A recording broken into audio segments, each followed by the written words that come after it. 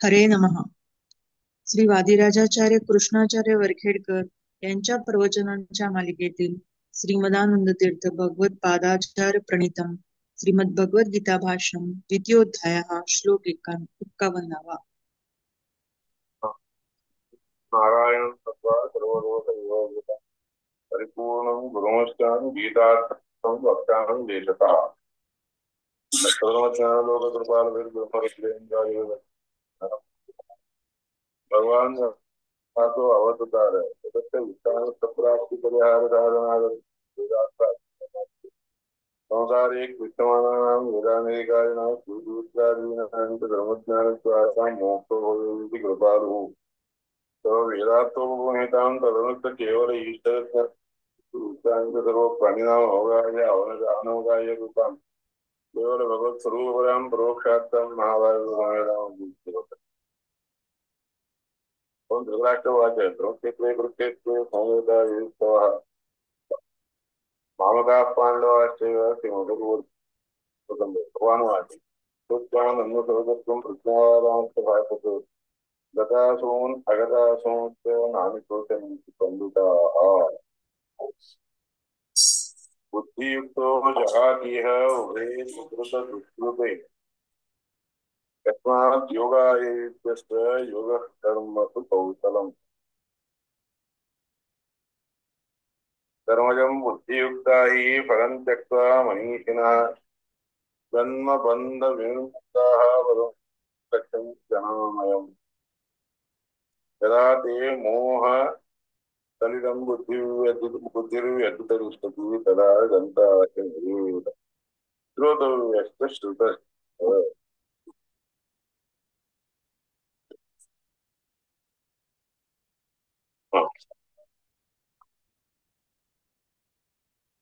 यदा ते मोहकलिलं बुद्धिर्व्यतितरिष्यति तदा गन्तासि निर्वेदं श्रोतव्यश्च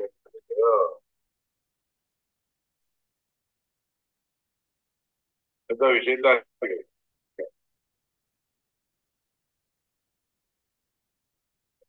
येत्पर्यन्तम् अवश्यं कर्तव्यानि मोक्षणाय एवं कर्माणि कर्मजं म्हणून त्याचे उपाय सांगितले.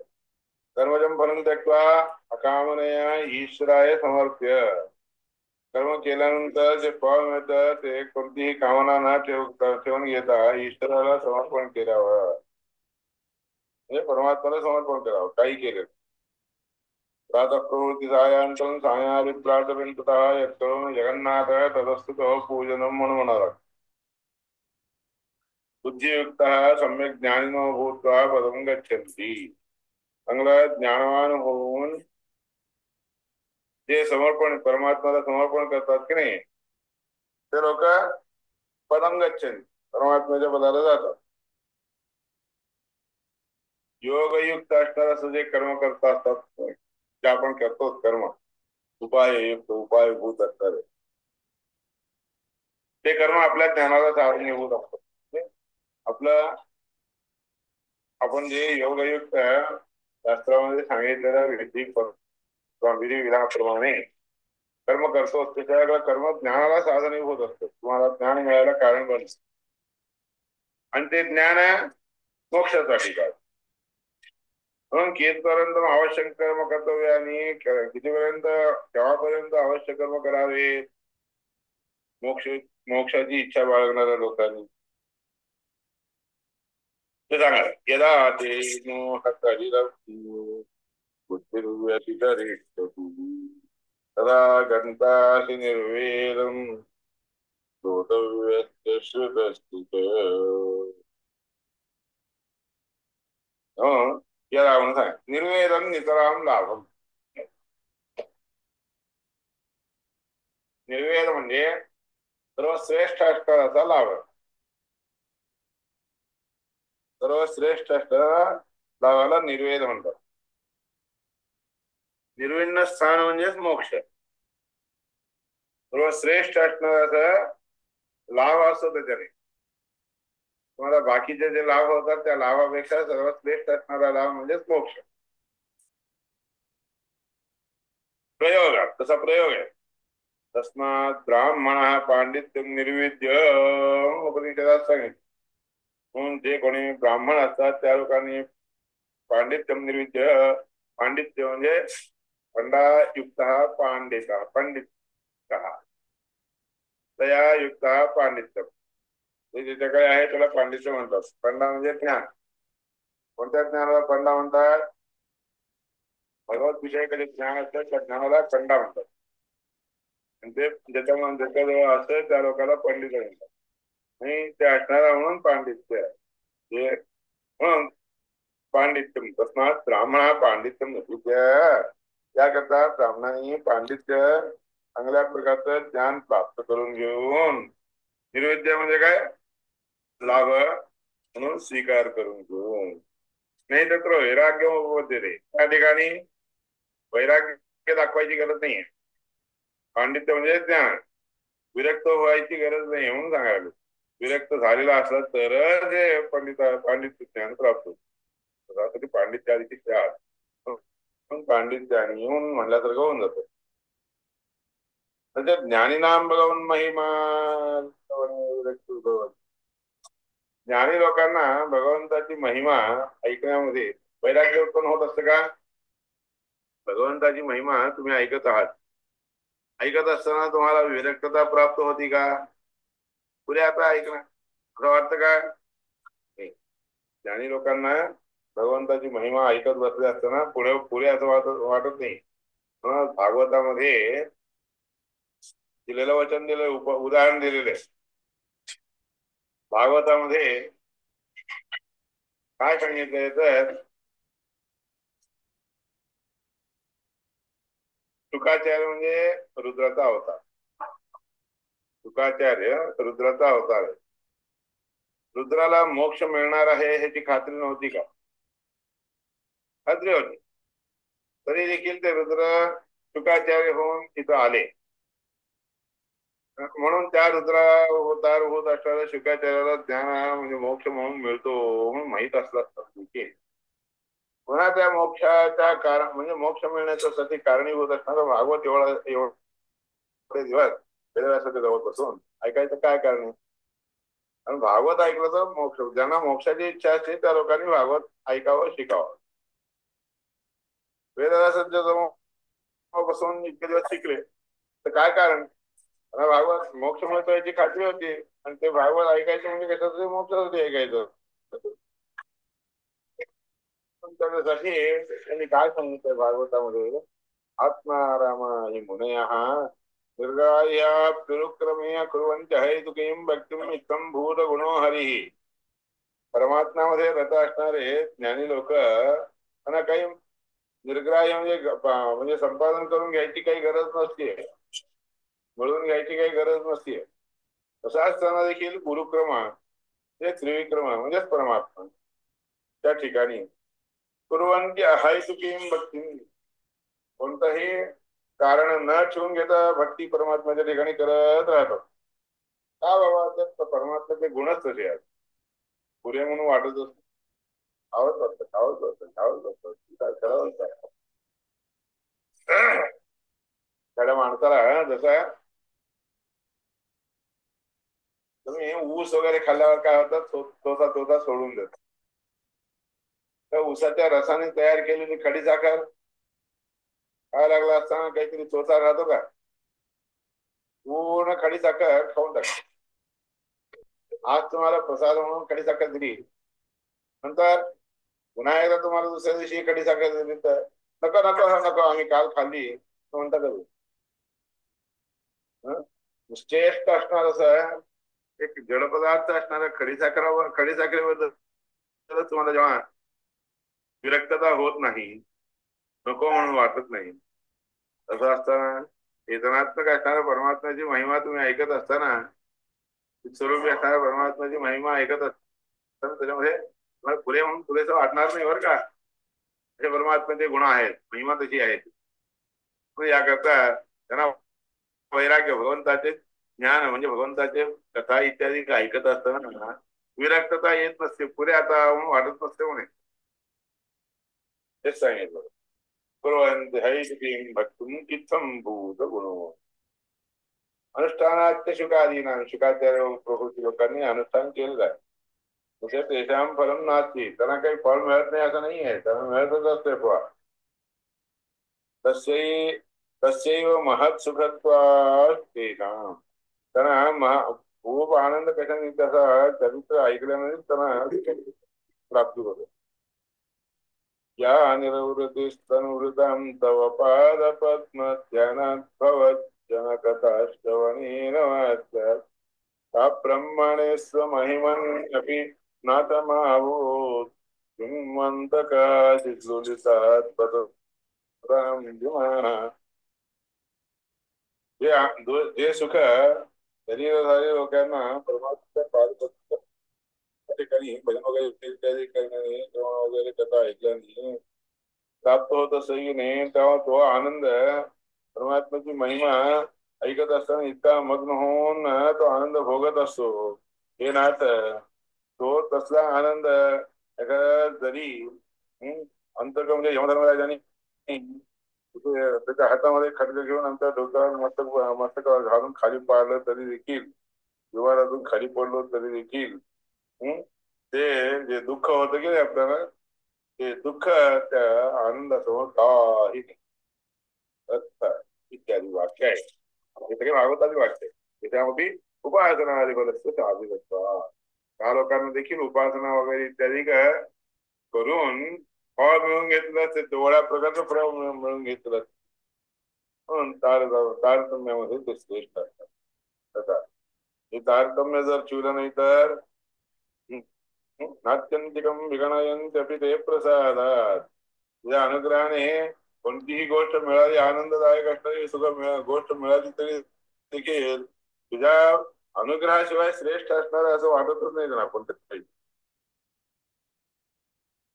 काही लोकांना सादृश्य सारूप्य मुख्य मुक्ती मिळाली म्हणून हे देखील त्यांना काहीच वाटत नसते एकत्व देखील त्या परमात्म्याच्या म्हणजे एकत्व म्हणजे शब्दाचा अर्थ परमात्म्याच्या बरोबर जाऊन बसणं त्या ठिकाणी राहणं नियमानंद गृह्णंती त्या लोकांना तसं दिलं तरी देखील त्याचे अपेक्षा नसते मुक्तीमापी अनिच्छता मोक्ष इच्छा न करणाऱ्या लोकांना देखील मोक्ष देत असतो परमात्मा तर इच्छा मी मला ते पाहिजे असं जरी मला तरी देखील मोक्ष देत असं परमात्मा तरी त्याची अपेक्षा करत नसते सुप्रतीक नावाचं एक हत्ती आहे सुप्रतीक म्हणून एक हत्ती होता त्या हत्तीला मारल्यानंतर त्याला सुप्रतीकाला परमात्म्याची कथा ऐकून ऐकून ऐकून तो मान केव्हा असं असं हलवत होता त्याला ते मोक्ष द्यायला तर त्याची देखील इच्छा करत स्तुती करतच राहिला आणि त्याला सत्य मिळाली बरं का ते वाक्य आहेत तथा भक्तिविशेष हा तर दृश्यते ज्याप्रमाणे ती भक्ती विशिष्ट असणारी या ठिकाणी हे पुरुषोत्तम तथा मुक्तिविशेष त्याचप्रमाणे विशिष्ट असणारा असा मोक्ष तुला देतो म्हणून ज्ञानी लोकांना सांगितलं तरी त्यांना त्याच्याबद्दल ते आचार राहत नसतो का परमात्मा तो होऊनच देत असतो योगिनाम भिन्न लिंगानाम आविर्भूत स्वरूपिणां प्राप्तानां परमानंदम तारतम्यं सदैव ही जे परमानंद प्राप्त करून घेतलेले असतात की तशा लोकांना योगी ज्ञानी लोकांना एक लक्षणाने त्यांच्यामध्ये ते आनंद परमात्मा दिलेला आनंद सुखरूपाने प्राप्त होत असतो मुक्तीमध्ये देखील कोणीतरी ह्याच्यापेक्षा जर आता जास्त आनंद अनुभव असं काही नसतं का त्याला ज्याला त्यांची योग्यता जेवढी असते तेवढंच त्याला आनंद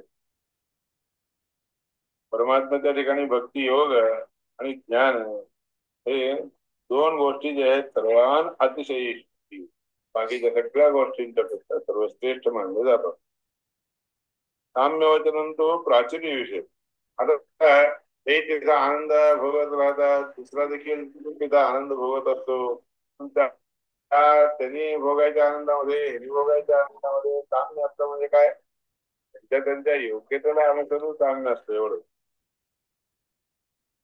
गंता श्रोत म्हणून त्याचा अर्थ असा आहे कितीही आनंद भोगायला लागला तरी देखील त्याच्यापेक्षा श्रेष्ठ कमी असं कुठे विभाग नसतो. दुःखाभाव परानंदो वेदसुदा समामता. दुःख नसणं हाच श्रेष्ठ असणारा आनंद त्या ठिकाणी मोक्षामध्ये. लिंगभेदा समामता. ज्याप्रमाणे स्वरूप लिंग असते की नाही, स्थूल रूपाचं लिंग देह, त्या लिंग भेद म्हणजे त्याचं लिंग वेगळं, ह्याचं लिंग वेगळं. म्हणजे लिंग म्हणजे देह, लिंग देह म्हणतात त्याला. अंतरंगिक आतला जे देह असते की आतल्या देहाला लिंग म्हणतात. म्हणून सूक्ष्म आणि स्थूल अशा रूपाने दोन प्रकार जीवाला देह असतात.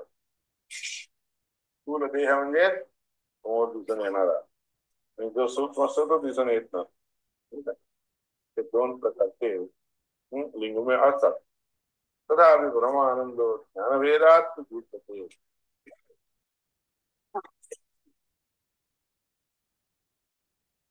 असून देखील त्याला ज्ञान आनंदाचा अनुभव त्या ठिकाणी होतो ना. तर हेच ज्ञान थोडं होतं ना, तेवढ्या ज्ञानापुरतं त्याला आनंद होतो. ज्ञान त्याच्यापेक्षा जास्त असतं, त्याला त्याच्यापेक्षा जास्त आनंद होत असतो बघा. असं भेदभाव नसतो.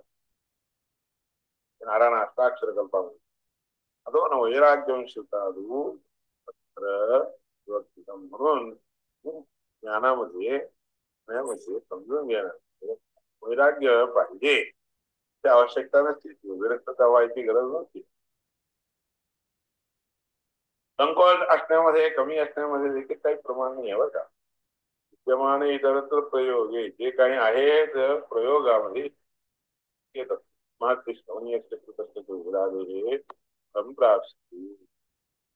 महान लोक जे आहेत तुम्ही ऐकणार, आपण जे ऐकतो किंवा शिकतो त्या वेदाधिकांचे शिकलेले फळ त्याला प्राप्त होत असते. जेवढं शिकतो तेवढं फळ त्याला प्राप्त होतं, म्हणजे तेवढा आनंद त्या ठिकाणी प्राप्त होतो.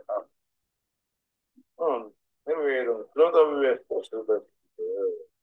सदा गंधाशी निर्वेद म्हणजे सुख, हा तुला प्राप्त सुख होतो. तेवढा ऐकतो तेवढंच मिळतं, जेवढं शिकलेलं असतं तेवढंच मिळत असतं. तदेव याच विषय स्पष्टीकरण करून सांगायला लागेल. श्रुती विप्रतिपन्ना ते पूर्वश्रुती विरुद्ध हे ऐकलेल्या आधीच्या ज्या वेद वेदांचा असतो ते जाणून घेऊन त्या वेदांच्या द्वारे जाणून घेतलेल्या गोष्टीला विरुद्ध प्रतिपत्ती झाली तर, विरुद्ध ज्ञान जरा प्राप्त झालं तर, वेदाला वेदाच्या अर्थाला अनुकूल असणारं ज्ञान झालं तर चांगलं आहे. विरुद्ध झालं तर काय उपयोग. तत्वनिष्ठयाला विपरीत वाणी होती ती, म्हणजे तत्वनिष्ठ तत्वज्ञान प्राप्त करून घेण्यामध्ये विरुद्ध गती होती त्याची. म्हणून विपरीत असणारी गती कधी न होता चांगली गती आपल्याला प्राप्त व्हावी म्हणून प्रयत्न करावा. म्हणून त्याला म्हणतात निश्चल बुद्धी. म्हणून त्याच्यामध्ये विप्रतिपन्ना ते यदा शास्यती म्हणजे ठामपणे हे खरं आहे असं समजून ज्या ठिकाणी परमात्म्याच्या बुद्धीची निश्चलतापणे येत असते की नाही, त्या निश्चलतेला मनामध्ये बाळगून समाधी घेतली असताना असताना समाधू अचला बुद्धी निश्चल असणाऱ्याची बुद्धी त्या व्यक्तीला प्राप्त होते. आणि तसं निश्चल बुद्धी जेव्हापर्यंत होत नाही तोपर्यंत योगी होत नाही. आता यदा शास्त्रती निश्चला बुद्धी तदा योगम वापसी, तेव्हा मात्र तुला योग उपाय प्राप्त होईल. याप्रमाणे पूर्वश्रुती विरुद्ध विरुद्ध सती वेदार्थानुकूलेन तत्वनिष्ठेन विपरीत वाक्यनिष्ठराव. कितीही विपरीत गोष्टी सांगणारे लोक येऊन सांगायचं तरी ऐकून देखील तो नाही हेच बरोबर आहे म्हणून निश्चय करून ठामपणे ठरवून घेतो. बुद्धी असते की नाही, ती बुद्धी कशी राहील. कोणीही इकडं तिकडं सांगितलेल्या लोकांचे वाक्य ऐकून न हलता एके ठिकाणी स्थिरता राहती, त्या बुद्धीला स्थिर बुद्धी म्हणतात. उदाहरणार्थ आता तुम्ही शिकून घेतलं गीता भाष्य वगैरे मध्वाचार्यांनी सांगितलं, शिकल्यानंतर तुम्ही जर दुसऱ्याकडे कोणाकडे तरी ऐकायला गेलात, इतर म्हणजे मध्वाचार्यांना सोडून इतर जे शंकर प्रभूती वगैरे आहेत की नाही, त्या लोकांची मतं ऐकायला असतात किंवा त्यांनी सांगितलेल्या गोष्टी ऐकायला, अरे ते मध्वाचार्यांनी सांगितल्यापेक्षा वेगळंच आहे, बरं वाटायला लागले असं समजून तुमची बुद्धी जर तिकडं गेली तर त्यावेळेस तुमची बुद्धी निश्चल झाली असं समजून घेऊ नये का. पण कसं असावं, कोणीही कितीही प्रकारे सांगितलं तरी जे आपण आधी शास्त्रामध्ये चांगला विषय, ही चांगली गोष्ट आहे असं समजून घेऊन जातो की नाही, ती बुद्धी, जाणलेली बुद्धी म्हणजे माहीत झालेली जी गोष्ट आहे ती कशी असावी, स्थिर राहावी, ठामपणे एका ठिकाणी जावे, कोणीही इतर लोकांनी सांगितलं तरी तळमळू नाही. तशी बुद्धी जोपर्यंत त्याला येत नाही समाधिस्थ व्यक्तीला, तोपर्यंत त्याला योग प्राप्त होत नाही, उपाय त्याला प्राप्त होत नाही. कारण सांगितलं, श्रुती विप्रतिपन्ना ते श्रुतीने ऐकून विप्रतिपत्तीमध्ये अडकलेली त्याची बुद्धी इकडं तिकडं टळमळत नाही, त्याला जो जेव्हा स्थिरपणे ठामपणे राहती त्याची बुद्धी बाळगून घेऊन जो समाधीमध्ये बसतो की नाही, ध्यानमध्ये बसतो की नाही, तो ध्यानमध्ये झालेला जो व्यक्ती असतो त्या व्यक्तीला योग प्राप्त होतो, उपाय प्राप्त होतो, इतरांना उपाय प्राप्त होऊ शकत. त्या रीतीने योगाचा उपाय काय आहे हे इथं दाखवून दिलेलं. तदा योगम अवाप्स्यति, चिता प्रज्ञा ज्ञानम यस्य चितप्रज्ञ. चितप्रज्ञ शब्दाचा अर्थ काय, चितप्रज्ञस्य का भाषा समाधिस्थस्य केशव चितधीः किं प्रभाषेत किमासीत व्रजेत किम.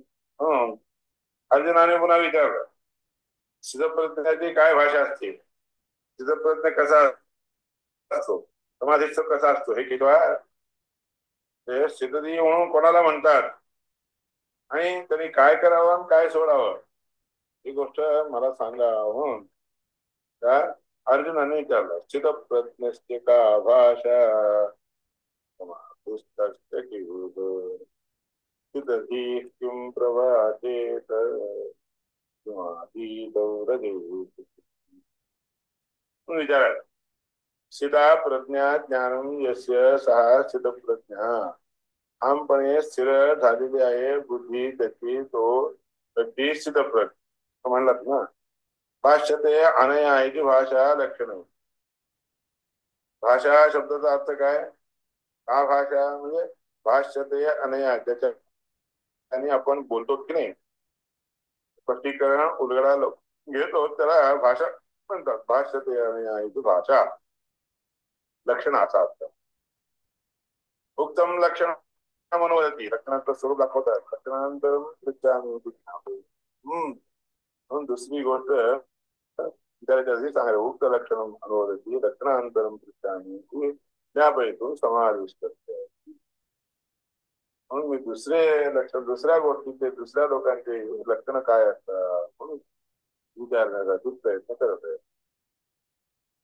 पृच्छामि इति ज्ञापयितुं समाधिष्ठ. समाधिस्थ असणारा जो असतो की नाही, समाधीमध्ये असणारा, ध्यानामध्ये असणारा जो व्यक्ती असतो त्याचा स्वरूप काय असते म्हणून हे केशव म्हणून केशव शब्द तिथं वापरलेला आहे. क म्हणजे ब्रह्मदेव, कम ब्रह्माणम, ईश म्हणजे रुद्र. त्या दोघांनाही वर्त येती, त्या दोघांनाही कसं वागावं, काय करून, काय करावं, काय करून याप्रमाणे हे सगळं दाखवून त्यांच्याकडून करून घेत असतो. म्हणून केशव वर्तनम म्हणजे वागवणं. क म्हणजे ब्रह्मदेव, ईश म्हणजे रुद्र. रुद्रदेव, ब्रह्मदेव आणि रुद्रदेवांना वागवायची नीती जाणून देतो, समजून सांगतो, याकरता केशव म्हणून म्हणतात. तथा हे निरुक्ती तुझा हरिवंश, हरिवंशामध्ये निरुक्ती दिली. रुद्राने कैलास यात्रेमध्ये श्रीकृष्ण गेले असताना रुद्राने नाही हिरण्यगर्भ प्रोक्तः दृष्ट्या भगवान हिरण्यगर्भाला क म्हणतात, ईशाला शंकर म्हणतात. दृष्ट्यादी रूपाने त्या लोकांना त्या ठिकाणी प्रवृत्त करून देतो, म्हणून त्या परमात्म्याला केशव असं म्हणतात. हरिवंशामध्ये निवृत्ती आहे, कुटीकरण, स्पष्टीकरण केशव शब्द वचनांतरात. किंवा आसीत किम प्रत्याशीत, काय करावं काय नाही करू. किंवा आसीत किम प्रत्याशीत म्हणजे अर्जुन न जानाति त्या लक्षणाधिक, अर्जुनाला हे सगळे लक्षणं माहित नाही असं नाही आहे. अर्जुनाला जरी माहित असले तरी देखील तुम्हाला लोकांना कळावं याकरता विचारलेलं आहे. ज्ञानींची पूर्व राजानो देवर्षयस्तथैव तथा विधर्मान पृच्छन्ति वार्तायै गुह्यवित्तये. पूर्वीचे जे राजे लोक असतात की नाही, देवर्षी गण आहेत की नाही, ते सगळे माहित असायचं ना, तरी देखील आपल्या सगळ्या लोकांना कळावं या उद्देशाने धर्म विचारत असतात. गोप्त विषय त्याच्यातले रहस्याच्या गोष्टी हे कळून जातात आपल्याला याकरता, म्हणून पुराणाच्या मध्ये त्यांनी विचारलंय, असं सांगितलं, हे सगळे वार्ता येत असतात. अल्पबुद्धी ज्या लोकांना कळावं या उद्देशाने केलेले असतात. म्हणून त्यानंतर पूर्व राजानो देवर्षयस्तथैव तथापि सर्वान् पृच्छन्ति वार्तायै गुह्यवित्तये प्रतीयन्ते पुराणे स्वल्पबुद्धीनाम. अल्पबुद्धी असणाऱ्या लोकांना ते लोक पुराणामध्ये त्यांचं नाव जरी दाखवत नाही तरी देखील त्या लोकांना कळावं या उद्देशाने मोठे लोक करत असतात वाटते. म्हणून अर्जुन आहे आता सगळ्यांना कळावं या उद्देशाने विचारतो आणि तो त्या श्रीकृष्ण परमात्मा त्याला उत्तर देऊन सांगतो. तर काय उत्तर देऊन सांगतो ही गोष्ट सगळे दिलेलं आहे बरं का. म्हणून अर्जुनाने काय विचारलंय, कोण प्रत्यक्ष का भाषा समाधिष्ट किम प्रभाते चिदप्रज्ञ व्यक्ती कसा असतो, त्याची बुद्धी स्थिर झालेली असतो तो कसा असतो. समाधी मध्ये असणारा ध्यानामध्ये ध्यानमग्न होऊन जाईल त्याचे भाषा म्हणजे त्याचे वाक्य वगैरे इत्यादी शब्द वगैरे काय असतात. तिथं धी असणाऱ्या माणसाने काय शिकावं, काय ऐकावं आणि काय करावं हे सगळ्या गोष्टी ठीक आहे. सगळे अर्जुनाने विचारले. तर यापुढे अर्जुनाने विचारले म्हणजे अर्जुनाला माहित नसताना त्यांनी विचारले म्हणजे सगळ्या लोकांना सगळ्या लोकांना कळावं होते. श्री भगवान वाटत आता भगवान त्याचं उत्तर देतात बरं का. यदा कामान सर्वान प्राप्त मनोगदान आत्मन्य आत्मना स्वरूप काय आहे, समाधीचं स्वरूप काय आहे, सगळे क्रमांक सांगते. सांगितलं म्हणजे निर्णय सगळा झाला तर सगळी गोष्टी तुम्हाला कळाल्या तुझी हे शेवटचे विषय हेच ते सगळे कळाले. त्याप्रमाणे 54व्या अध्यायापर्यंत त्या श्लोकापर्यंत झाले. तुझ्याकडे नोट करू.